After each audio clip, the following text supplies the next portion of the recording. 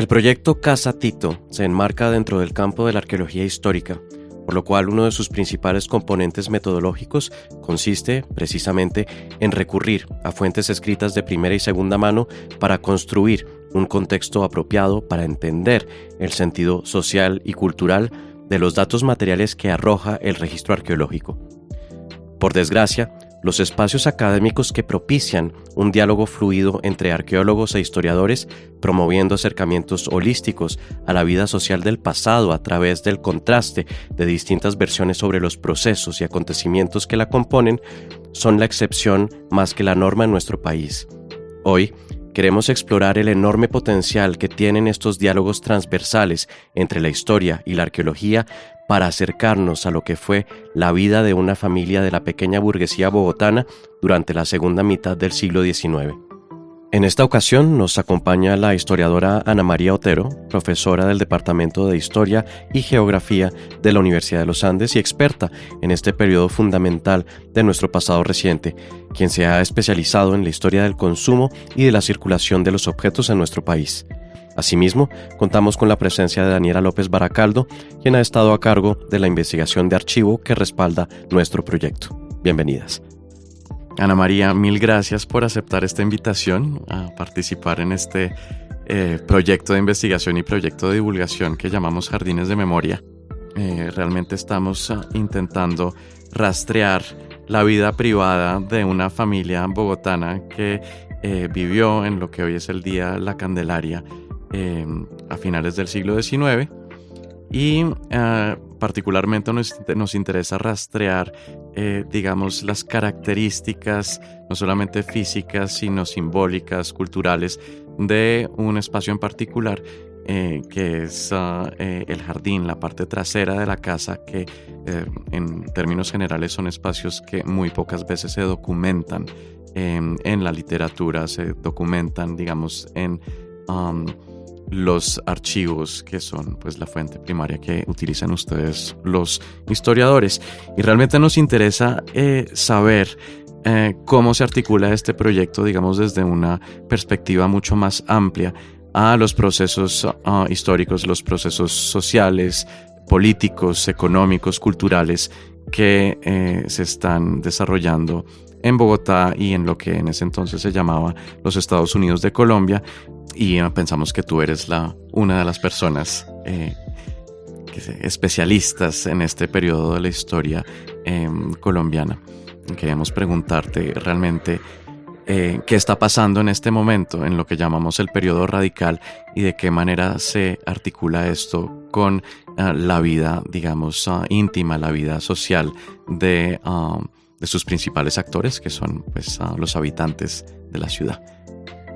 Bueno, Felipe, pues mil gracias por la invitación y pues felicitarlos por este proyecto tan interesante y tan bonito para poner en diálogo diferentes disciplinas, y como tú muy bien los dices, creo que ustedes están generando unas fuentes primarias que para los historiadores y las historiadoras van a ser fantásticas en el futuro. Creo que la pregunta es muy pertinente porque una de las cosas a la que están invitando es a conectar la cotidianidad del existir en el siglo XIX con procesos de larga duración o procesos de mayor escala. Y la mitad del siglo XIX es muy importante en ese sentido. Colombia está viviendo, al igual que otros países de América Latina, incluso del mundo occidental, una transformación hacia un giro altamente liberal. El liberalismo obviamente tiene raíces anteriores, pero la segunda mitad del siglo XIX arranca con lo que podemos decir las revoluciones liberales de mitad de siglo. Y eso ocurre de manera global. O sea, esto es algo que no nada más está pasando en Colombia, sino que está pasando en México, que está teniendo lugar en el continente europeo y que pues va a tener implicaciones ya concretas incluso en el vivir de una familia en la segunda mitad del siglo XIX en Bogotá. Gran parte, digamos, de las transformaciones que van a tener impacto ahí es que las reformas liberales de mitad de siglo, como las llamamos los historiadores, van a transformar cosas fundamentales de la sociedad. Una de las grandes que uno puede mencionar, por ejemplo, es la abolición de la esclavitud cuando arranca la segunda mitad del siglo XIX. También una liberalización de la economía, por ejemplo, con la eliminación de los monopolios. Eso tiene que ver con, por ejemplo, que el tabaco se puede empezar a comerciar y a cultivar libremente. lo cual quiere decir que va a haber mayores ingresos por la exportación de tabacos y eso va a tener impacto en la transformación de la economía. Pero en particular las ciudades van a ser parte de esta grande reforma que a pesar de que hubo intentos anteriores, se va a lanzar, digamos, con la entrada de Tomás Cipriano Mosquera a Bogotá, con esta transformación de lo que se ha llamado la Ley de Desamortización de Bienes de Manos Muertas. Tiene un nombre rarísimo, pero realmente lo que eso quiere decir es que hay una apuesta desde el Estado a volver bienes de la iglesia, que eran de propiedad de la iglesia, e incluso bienes de propiedad del municipio, bienes que deben empezar a circular como propiedad privada. Y eso va a generar una transformación urbana gigantesca. ¿Qué quiere decir eso? Que tienen que entrar al mercado de la propiedad conventos, casas y bienes también muebles, ¿no? Por ejemplo, obras de artes que están en los conventos van a ser tomadas por el Estado, vendidas para ponerlos en libre circulación. Esto tiene una finalidad que realmente también es que el Estado está con una deficiencia fiscal enorme y necesita mayores recursos, pero lo que va a querer decir eso en las familias de Bogotá es que va a empezar a transformar la ciudad como tal. Esto está tremendamente interesante y yo creo que tal vez una de las diferencias principales que existe entre el enfoque historiográfico y el enfoque que tenemos nosotros como arqueólogos y arqueólogas del pasado reciente es una diferencia de escala, ¿no? Nosotros realmente estamos trabajando a un nivel micro, que también lo trabajan ustedes los historiadores, digamos desde el punto de vista de la historia de las mentalidades. Y quería preguntarte cómo ves tú esa relación entre esos dos enfoques y de qué manera por lado y lado nos podemos nutrir, digamos, de ese diálogo entre especialidades. Está divina también esa pregunta. A mí me parece que es clave mantener el juego de escalas.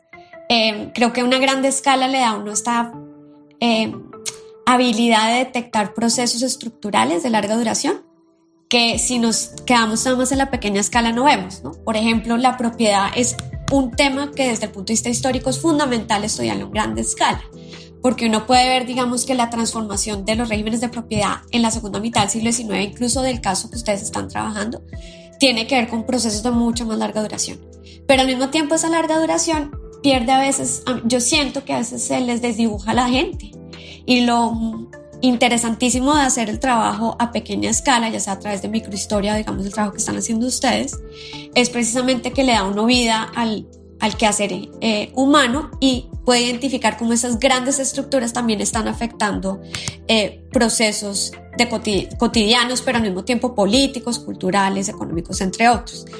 Y en ese sentido, centrarse, por ejemplo, en lo que le gustaba a la gente consumir en la segunda mitad del siglo XIX nos lleva a preguntas de transformaciones mucho más grandes. Ese bien de dónde viene, porque esto está conectado con procesos de importación y exportación de mucho más aliento. Entonces yo creo que el interés es jugar como a las dobles escalas, ¿no? No decir que una va a darnos las respuestas a ciertas cosas y otra nos va a dar las respuestas a otras, sino que la combinación nos permite una visión mucho más integral del siglo XIX y no olvidar que dentro de esos números, digamos que a veces sacamos a gran escala, por ejemplo, hablando de transformaciones de propiedad, números de casas desamortizadas o de cantidad de cosas importadas o exportadas, pues hay gente que está viviendo el consumirlas, el exportarlas, el trabajarlas, el que lo expropien a uno y lo saquen, por ejemplo, de un lugar, pues eso tiene una historia detrás y una sensibilidad detrás que tal vez a veces los historiadores, por mirar lo grande, lo perdemos. Sí, totalmente, porque realmente estos cambios ocurren tal vez para bien y para mal, ¿no? No hay una dirección, digamos, específica o preestablecida en qué sentido se están moviendo estos cambios, y unos cambios que muchas veces pueden ser traumáticos precisamente a nivel de un individuo o a nivel de una familia. Cuéntanos un poquito de qué manera inciden estos cambios económicos y políticos en las prácticas de consumo de quienes vivieron en el país en este periodo, hacia finales del siglo XIX, entendemos que estos cambios implican una llegada en masa de una multiplicidad de artículos de consumo que provienen del exterior, unos bienes manufacturados producidos a gran escala y que permiten precisamente que los costos de consumo cambien, ¿no? ¿Qué tipo de productos están llegando a no solamente las mesas, sino digamos a los espacios domésticos de estas personas que vivieron en este periodo, y de qué manera estos productos contribuyeron a transformar sus vidas? Cantidades, Felipe, y creo que es una pregunta que además es extremadamente pertinente para la segunda mitad del siglo XIX. Fíjate que de lo que les hablaba yo, estas reformas de grande aliento, el ampliar y quitar restricciones comerciales permite que Colombia se lance a productos de exportación, como el tabaco y la quina, para poner dos ejemplos de la segunda mitad del siglo XIX, que van a permitir que haya una mayor capacidad adquisitiva. ¿Eso qué quiere decir? Que podemos comprar más cosas. Y con esas exportaciones pues logramos comprar un mundo de bienes de consumo importados. Una de las cosas que pasa cuando hablamos de la historia del siglo XIX colombiano es que nosotros como que siempre nos han hablado de lo que exportábamos, pero no le hemos dado como la vuelta a la historia de decir, bueno, ¿qué es lo que tanto consumíamos? Y si uno se da cuenta, Colombia no producía tantos bienes manufacturados como gente que tenía. ¿Qué quiero decir con eso? Que nuestra capacidad de consumo no la podía satisfacer lo que estábamos produciendo localmente. Entonces, si uno mira las tablas de importación, y a mí me encanta aunque suenan tediosas, pero cuando uno lee las estadísticas del siglo XIX, empieza a ver el mundo de cosas que importábamos acá. Cosas para la cotidianidad. Se me ocurren textiles para podernos vestir, bebidas, por ejemplo, vinos, brandy, entre muchas otras cosas, pero al mismo tiempo herramientas, machetes, hachas, entre muchas otras cosas, instrumentos musicales, mejor dicho, la lista es eterna, medicamentos, colonias, entre muchos otros objetos. O sea, las listas son largas, largas y largas. Lo que he descubierto yo que es muy interesante es que, diferente a lo que también tenemos a veces como esta primera percepción, es que las cosas que importábamos no eran prioritariamente bienes de lujo, sino eran bienes para el consumo de la mayoría de la población colombiana. ¿Qué quiero decir con eso? Que una persona que vivía en Bogotá pero que no necesariamente pertenecía a las clases altas, es altamente posible que consumiera bienes importados, entre esos textiles. Inglaterra, por ejemplo, fue el mayor exportador de textiles a Colombia. Para la época que estamos hablando, al menos el 60% de las telas importadas a Colombia eran algodón para la población en general. ¿Y eso qué quiere decir? Que es posible que las bayetas, las bogotanas y las domésticas, como se llaman los textiles de esa época, fueran extranjeros y los estuvieran, por ejemplo, vistiendo los muleteros que entraban con bienes a Bogotá a vender en el mercado, ¿no? Entonces es interesante que la cantidad de bienes de consumo que empiezan a circular en la segunda mitad del siglo XIX, aunque algunos son bienes de lujo, muchísimos son para el consumo general de la población. Y acá de verdad les digo que las listas son enormes. Uno ve de todo, importaban absolutamente de todo, pues gran parte, pues nosotros no éramos una sociedad con grandes industrias y por lo tanto importábamos incluso alimentos, que suena un poquito contradictorio, pero también se importaban alimentos. ¿Qué va a pasar con toda esa importación? Pues que va a cambiar las prácticas de consumo en las ciudades. Y esto no nada más es Bogotá, sino también Medellín, Cali, entre otras, pero también en las pequeñas villas en donde los muleteros y los tenderos y los vendedores itinerantes también van a llevar sus importaciones para vender en las pequeñas tiendas de cada uno, digamos, de los pueblos en las respectivas regiones. En Bogotá, por supuesto, va a transformar la economía de consumo. Va a haber esto se va a vender tanto en el mercado local como en las tiendas de la calle real, y uno va a ver también vestigios de ustedes más que yo, por supuesto, porque yo las veo en el papel, pero ustedes lo ven en realidad, de estos bienes o del rezago de estos bienes que quedan en las casas de la Candelaria hoy en día. Fabuloso. Ana María, nosotros como arqueólogos históricos, una de las definiciones que tenemos para describir nuestro campo de acción es que somos arqueólogos de la modernidad y somos arqueólogos de la globalización.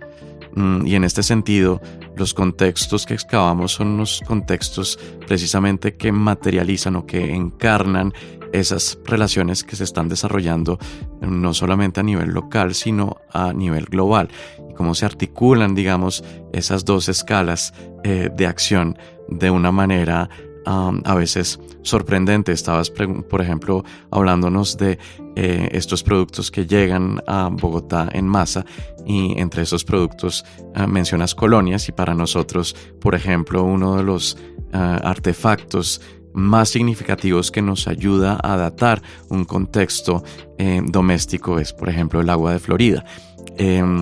Las botellas de agua de Florida que son manufacturadas en Nueva York, pero que más allá de ser manufacturadas en Nueva York tienen inscripciones impresas o embosadas que están en español, ¿no? ¿De qué manera un producto como el agua de Florida, que pues tiene su lugar en todos los basureros domésticos del periodo que nosotros hemos excavado, encarna o representa esa transformación que se está llevando a cabo en este periodo? Es uno de los excelentes ejemplos para representar esta conexión entre lo local y lo global. Yo creo que quienes trabajamos materialidad hemos visto que quienes se mueven son los bienes, y puede que la persona esté en un solo lugar, y esta conexión global se da es por la circulación de las cosas y no de las personas, y creo que eso es parte también de lo que yo, por lo menos desde la cultura material, he tratado como de perfilar desde la historia, y es hablar no nada más de microhistorias en movimiento hablando de personas, sino de objetos, porque eso es lo que logra esta gran conexión. Agua de Florida tiene una historia interesantísima, en gran parte porque esto es un producto de una compañía que se llama La Mann & Kemp, que es impresionante en estrategias para publicitar sus productos en diferentes regiones, y Latinoamérica fue uno de los grandes mercados. Yo logré encontrar la correspondencia entre comerciantes colombianos con esta compañía, y la información que dan sobre este producto es fantástica. Y esto lleva a tu pregunta. Una de las cosas que es muy interesante es que tienen esta habilidad de entender que este producto Agua de Florida tiene que ser para el gusto de diferentes clases sociales, y lo perfilan dependiendo de la clase social para diferentes usos. Tú vas a encontrar, por ejemplo, en las crónicas o los cuentos de Tomás Carrasquilla referencia a Agua de Florida, por ejemplo, para los sectores medios y populares, pero vas a encontrar en la publicidad de mitad del siglo XIX, en la prensa, la promoción de este producto como colonias para personas de la clase alta, ¿no? Entonces tiene esta versatilidad, y es un producto que va a ser fundamental para la segunda mitad del siglo XIX. Una de las cosas que es interesante, y que tal vez esto nos conecta con él hoy, es que una de las estrategias de esta compañía era mandar almanaques. Yo creo que todos hemos oído y visto en los semáforos el almanaque Bristol. Es efectivamente hijo de estas estrategias publicitarias para América Latina y para otros sectores también del mundo en ese momento, porque yo he encontrado almanaques similares para el sudeste asiático, entre otros mercados. Y lo que hacen es que los adaptan o los adecúan a las costumbres y necesidades de cierta localidad. Entonces, para el caso nuestro, las adaptaban y respondían un poco como a la necesidad. Los almanaques también tienen otra fortaleza, Felipe, y hay tantas botellas que tienen también una historia muy interesante, y es que también entendían que era una sociedad que no era prioritariamente letrada. Entonces los dibujos eran muy importantes para el atractivo, y yo he encontrado registros de que uno de los grandes atractivos de las botellas de Agua de Florida que ustedes han encontrado era más el envase que el contenido. Entonces hay registros, por ejemplo, en novelas por lo menos de finales del siglo XIX y principios del siglo XX, donde dan testimonio de que lo que querían era guardar las botellitas, por ejemplo, para ponerle flores a la Virgen después de utilizar la colonia, ¿no? Entonces es interesante, fíjate, no nada más en la existencia de esa materialidad que junta con unas dinámicas globales enormes, pero también como esa materialidad nos está diciendo la capacidad de lo local de transformar un bien aparentemente lejano y volverlo propio. Creo que eso es lo que es fantástico de la materialidad. Hablando precisamente del tema de la naturaleza, que es uno de los temas, o pues el tema que nos atañe en esta investigación y en este proyecto, tú has encontrado evidencia de importación de elementos relacionados, por ejemplo, con la jardinería o con este proceso tan interesante que es característico de finales del siglo XIX, en donde el desarrollo de ese concepto de feminidad y de domesticidad está muy relacionado con el ingreso de elementos naturales al espacio doméstico. Es un momento en el que ingresan, por ejemplo, macetas elegantes para sembrar todo tipo de y cultivar todo tipo de flores y de plantas, ya no en los jardines de las casas, pero dentro del mismo espacio interno de la casa. Por ejemplo, en la Quinta de Bolívar encontramos unas macetas de loza vidriada que evidentemente no fueron producidas aquí, sino probablemente en los Estados Unidos, y que se importaron ya como bienes de lujo, no solamente o no propiamente en el sentido de lo que pudieran haber costado estos bienes, sino más en relación con el tipo de mentalidad que se requería para aceptar esa transformación que tenía que ver con el ingreso de la naturaleza dentro de las casas, nuevamente en relación con un culto a la feminidad y un culto a la domesticidad que es característico de este periodo. Pues ahorita que recuerdo así como específico, en las estadísticas no recuerdo, pero sí hay referencias en otras fuentes primarias y creo que ahí está como el interés también para rastrearlas en otros lugares que no sean simplemente mirar importaciones. Como tú muy bien dices, digamos, como describas este objeto, una de las cosas que es interesante es imaginarnos por dónde más se podían conseguir las cosas. Y ahí viene la pregunta de estos circuitos de personas que hacían el encargo, ¿no? Que eso todavía existe, pero en ese momento era fascinante la cantidad de encargos, ¿no? Entonces le hacían el encargo a fulanito que iba a ir a París o que le iba a ir a Londres para que trajera tal cosas. Colombianos que tenían casas comerciales en Liverpool, en Nueva York, podían, digamos, importar eso específicamente para sus necesidades o gustos familiares. Entonces es interesante ver cómo esos objetos, en ese caso sí altamente lujosos, yo creo, llegan a la cotidianidad. Me parece que otra de las formas de percibir o encontrar los objetos, y esto es algo que los historiadores que hacemos historia de las cosas pues nos damos a veces contra las paredes, es entender que para encontrar el objeto se puede estudiar a pesar de que no permanece materialmente. Y lo que quiero decir con eso es imaginarnos dónde más pueden estar las cosas. Si no existen, ¿dónde pueden estar las cosas? Yo ahí me he volcado, por ejemplo, y con tu pregunta creo, Felipe, que esto puede encontrarse ahí en la literatura doméstica, los manuales de conducta de economía doméstica, los manuales de oficios están repletos de este tipo de información de cómo sembrar, cómo apropiar, qué cultivar, y hay un esfuerzo incluso de personas letradas, políticos, de no solo vender, sino de traducir ese tipo de manuales. Si uno revisa, por ejemplo, se me ocurre ahorita, el catálogo de la librería americana o de la librería colombiana, que fueron como dos librerías muy importantes del siglo XIX en Bogotá, uno va a ver la cantidad de manuales que se estaban importando en ese momento.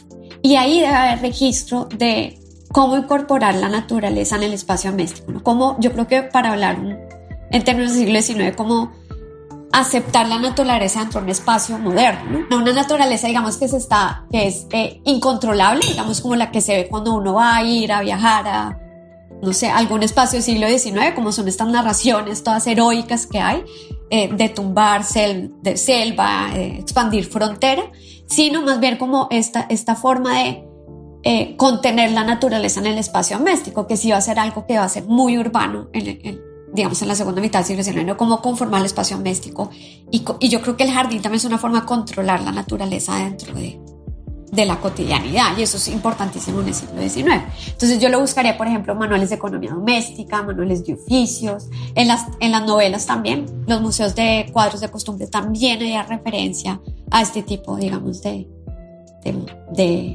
nueva práctica, podríamos decir, ¿no? Sí, y precisamente en cuanto a esto, yo aprovecho para cederle la palabra a Daniela López, antropóloga e historiadora, que ha sido nuestra aliada en este proyecto desde el punto de vista de la documentación de archivo. Daniela, ¿cómo le respondes a Ana María? Gracias, Felipe, y gracias, Ana María. Siento que acá tocamos un punto muy importante, que es el manejo de las fuentes. Y como nosotros, cuando tenemos una pregunta, la pregunta, lo que tú decías, Ana, va más allá de la cosa, sino todo lo que giraba alrededor del uso de esa cosa.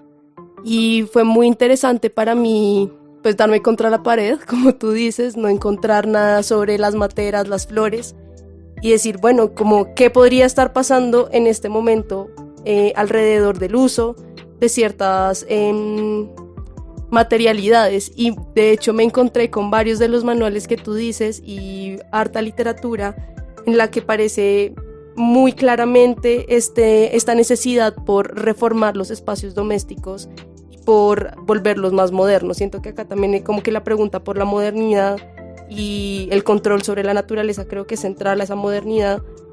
Empiezan a salir a la luz un montón de cosas, como hay un fragmento que encontré de un libro de una persona que visita a su madrina y describe el jardín de su madrina, y lo describe diciendo: es muy lindo, lo recuerdo porque en mi niñez yo jugaba con tales, están estas enredaderas, tiene estas flores, pero es un jardín muy anticuado.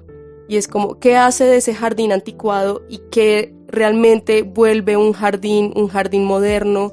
Es solo el uso de plantas ornamentales, porque ya no es necesario estar cultivando, no sé, los frutales o como plantas de subsistencia, o si es que, no sé, que las casas lindas y lujosas o modernas o no anticuadas tienen orquídeas o tienen otro tipo de plantas que no es pues la manzanilla. Entonces me parece que es como un punto central de cómo usamos las fuentes también para quizás entender, y no solo entender qué se hacían con las cosas, sino las preguntas que tenían las personas.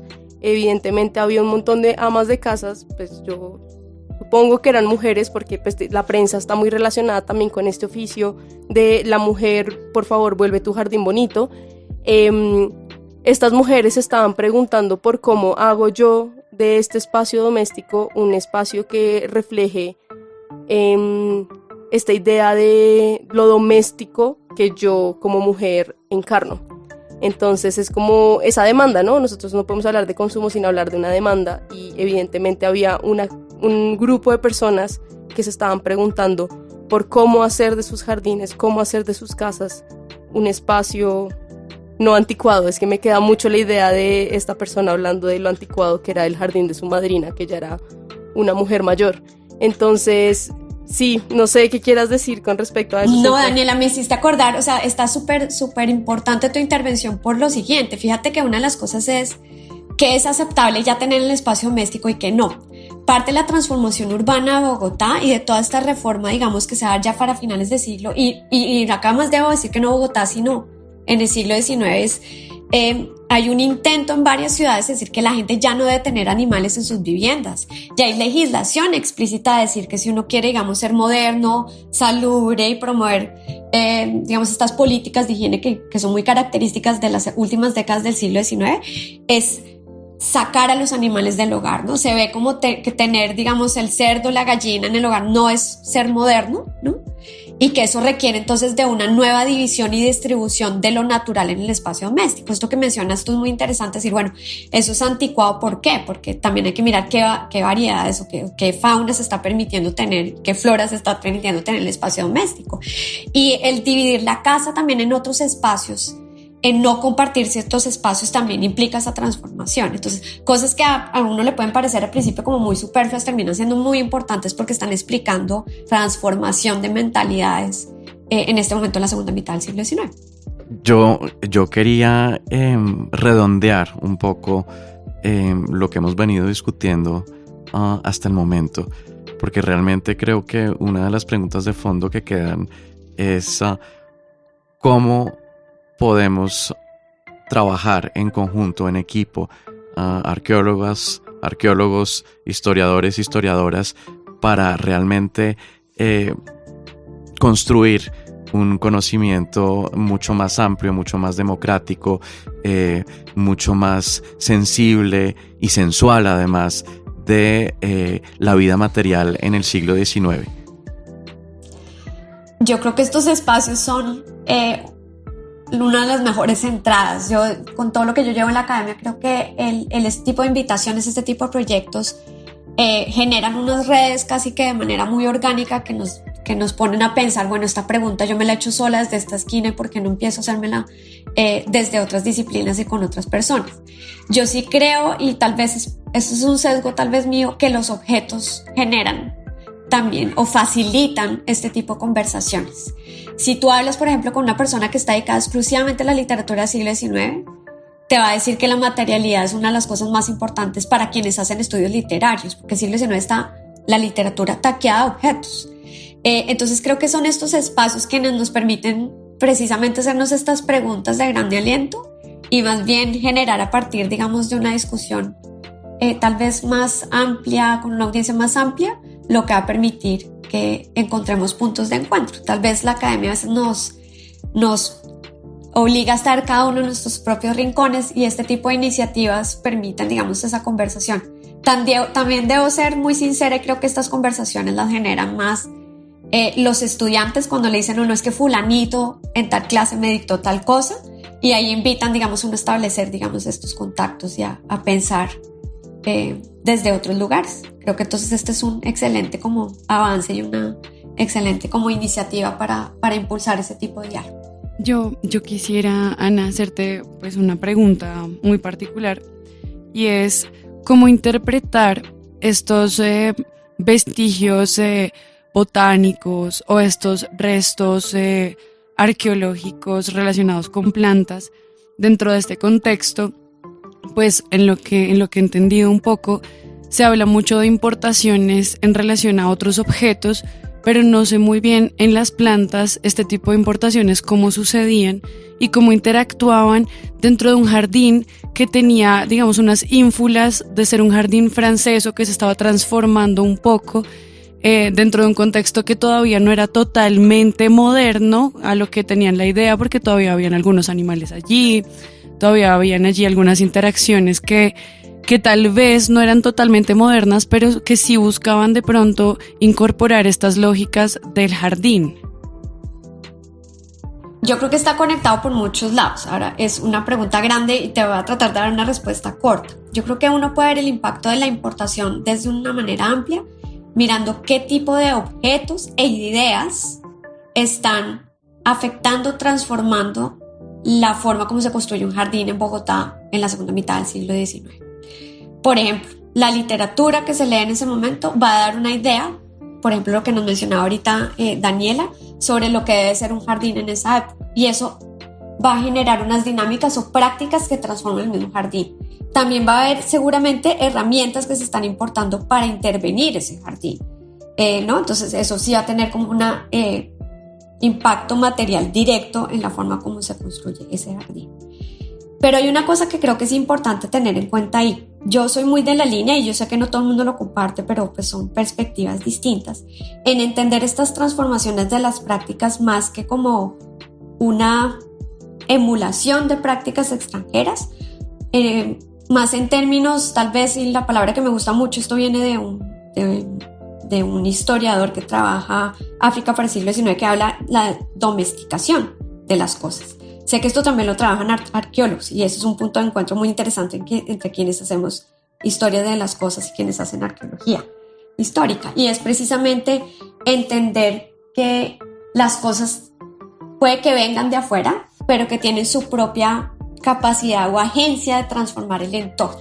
¿Eso qué quiere decir? Puede que haya llegado una materia francesa, pero lo interesante es ver no nada más si la están implementando exactamente igual a como se estaba implementando en Francia, sino ver cómo ese objeto extranjero entra a transformar dinámicas locales. Y creo que eso es como lo que es interesantísimo el caso que tienen ustedes acá.